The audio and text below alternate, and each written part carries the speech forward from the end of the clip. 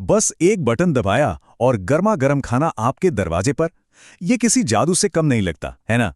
लेकिन क्या कभी सोचा है कि स्क्रीन के पीछे होता क्या है? वो कौन सा दिमाग है जो ये तय करता है कि आपका ऑर्डर कौन लाएगा और कितनी देर में? चलिए, आज इसी पूरी प्रक्रिया को परत दर परत समझते हैं। हम सब ने इसका अनुभव किया है। ऐप पर ऑर्डर प्लेस पर क्लिक करते ही एक घड़ी चलने लगती है, लेकिन उस एक क्लिक और दरवाजे की घंटी बजने के बीच एक बहुत ही जटिल और तेजी से काम करने वाली डिजिटल दुनिया मौजूद है। आज हम उसी दुनिया के राज से पर्दा उठाएंगे। तो ठीक है, जैसे ही आपका ऑर्डर प्लेस होता है, सिस्टम का असली काम शुरू हो जाता है। उसका सबसे पहला और सबसे ज़रूरी काम है आपके ऑर्डर के लिए सबसे परफेक्ट राइडर को चुनना। और ये उतना सीधा साधा नहीं है जितना हमें लगता है। पता है, हम सबको यही लगता है कि जो राइडर रेस्टोरेंट के सबसे पास होगा, ऑर्डर उसी को मिलेगा। पर ऐसा नहीं है। एल्गोरिदम सिर्फ दूरी नहीं देखता, वो देखता है सबसे कुशल यानी ऑप्टिमल राइडर कौन है। मतलब ऐसा राइडर जिससे खाना अब तक सही समय पर पहुंचे और राइडर का भी वक्त बर्बाद ना हो। यहीं पर एक बहुत ही मजेदार कॉन्सेप्ट आता है, जस्ट इन टाइम असाइनमेंट। इसका सीधा सा मतलब ये है कि राइडर को रेस्टोरेंट पर जाकर बेवजह इंतजार न करना पड़े। क्योंकि सोचिए, अगर राइडर को इंतजार करना पड़ा तो वो समय बर्बाद हो गया और यही चीज पूरी डिलीवरी चेन को धीमा कर देती है। चलिए, इसे एक उदाहरण से समझते हैं। मान लीजिए आपने शाम 7 बजे बिरयानी ऑर्डर की। सिस्टम को पता है कि उसे बनाने में 15 मिनट लगेंगे। अब सबसे पास वाला राइडर सिर्फ 7 मिनट में पहुंच सकता है, लेकिन सिस्टम उसे तुरंत ऑर्डर नहीं देगा। वो उसे 7:08 पर भेजेगा, ताकि राइडर ठीक 7:15 पर पहुंचे, जब खाना बिल्कुल पैक हो रहा हो। देखा, इससे राइडर का 8 मिनट का इंतजार बच गया। अरे वाह, ये तो काफी कॉम्प्लेक्स दिखता है ना? ये फ्लो चार्ट, जिसे फूड मैच कहते हैं, हमें सिस्टम के दिमाग के अंदर की एक झलक दे रहा है। ये दिखाता है कि सिस्टम 1 सेकंड के अंदर कितनी सारी चीजों पर एक साथ काम कर रहा है। ऑर्डर्स को ग्रुप करना, राइडर्स के रास्ते तय करना और भी बहुत कुछ। इस सच में एक बहुत बड़ा ऑपरेशन है जो पलक झपकते ही हो जाता है। तो आखिर सिस्टम किन किन बातों पर यह फैसला लेता है?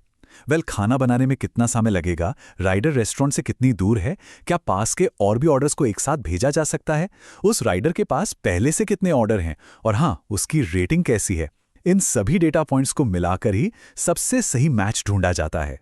ठीक है, तो राइडर चुन लिया गया है। अब अगला कदम है वो अनुमानित समय यानी ETA कैलकुलेट करना, जो हमें अपनी स्क्रीन पर दिखता है।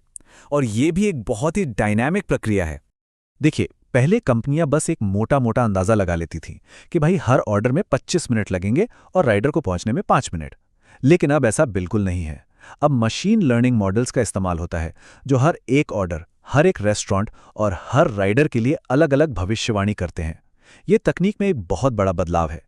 तो ये ETA कैलकुलेट होता कैसे है?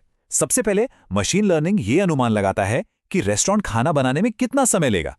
फिर गूगल मैप जैसे प्लेटफॉर्म से लाइव ट्रैफिक का डेटा लिया जाता है। इसमें पुराना डेटा, कहीं सड़क बंद तो नहीं है, और यहां तक कि सड़कों पर गड्ढों जैसी छोटी छोटी जानकारी भी शामिल की जाती है। और अंत में एक स्मार्ट एल्गोरिदम इन सबको मिलाकर सबसे तेज रास्ता और बिल्कुल सही ETA बता देता है।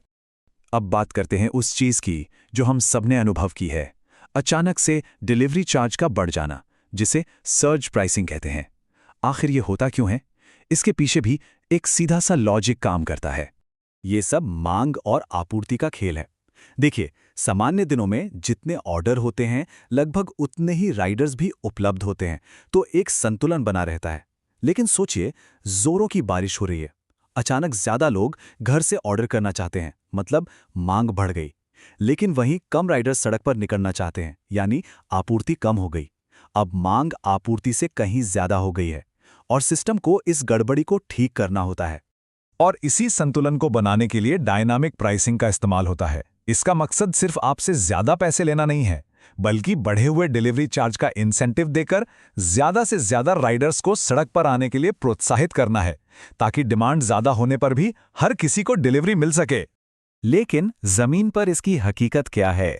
इस तकनीक का एक मानवीय पहलू भी है। कुछ राइडर्स का कहना है कि जहां पहले उन्हें बारिश जैसे मुश्किल समय में काम करने के लिए अलग से इंसेंटिव मिलते थे, अब सिस्टम में बदलाव के कारण वो या तो कम हो गए हैं या फिर मिलते ही नहीं हैं। ये हमें एल्गोरिदम का जमीनी असर दिखाता है। चलिए, अब अपना ध्यान पूरी तरह से इस प्रक्रिया के मानवीय पहलू पर केंद्रित करते हैं।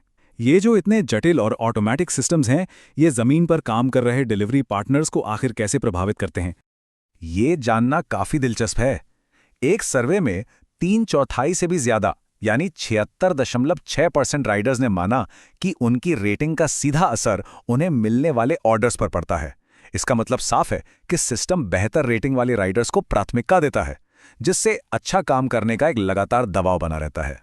और इसी दबाव के कारण राइडर्स के सामने कई चुनौतियां आती हैं, जैसे कोई टास्क मिस हो जाए तो जुर्माना लगता है। कभी-कभी ऐप जो रास्ता दिखाता है वो असल ट्रैफिक से बिल्कुल अलग होता है, और अगर कोई राइडर अपनी समझ से कोई छोटा रास्ता ले ले तो उसके पैसे कट जाते हैं।